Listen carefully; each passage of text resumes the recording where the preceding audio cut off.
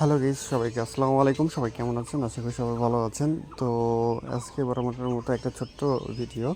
আজকে ভিডিওটা কিছুই না আমরি। তো এটা আমার বাড়ির হচ্ছে সামনে একটু জায়গা ফাঁকা ছিল, তো সেখানে কিছু সুন্দর কিছু গাছ লাগাইছি, আপনারা দেখতে পাবেন এখানে।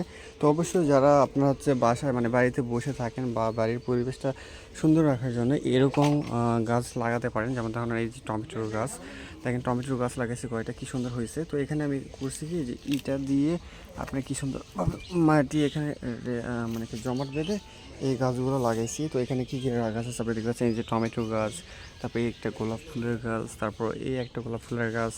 আচ্ছা, এখানে একটা বেগুন গাছও রয়েছে। তারপরে এখানে দেখেন যে একটা বিদেশি মরিচের গাছ আছে। বিদেশি মরিচ বলতে অনেকেই জানেন যে একটা মরিচ থাকে, অনেক বড় বড় হয় বাট ঝাল কম।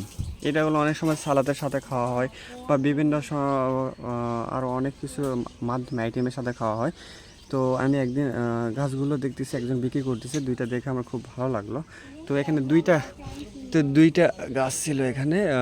তো এখানে আরেকটা লাগাইছিলাম, এই যে এখানে এটা মরে গেছে। তো একটা গাছ হয়েছে, তো মাশাল্লাহ এটা মেবি লাগাইছে হচ্ছে 1.5 থেকে 2 মাস হবে।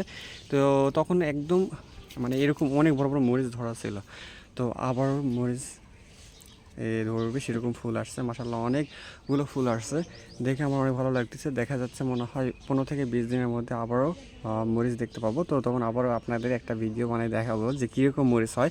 আশা করি এরকম মরিচের গাছ লাগালে ভালো একটা প্রফিট পাওয়া যাবে, মানে ঝাল কম বাট খেতে অনেক মজা লাগে। তো আপনারা যারা মরিচ খেতে পছন্দ করেন অবশ্যই ভিডিও নিচে কমেন্ট করবেন এরকম গাছ আপনারা মানে লাগাইছেন কি না বা আছে কি না।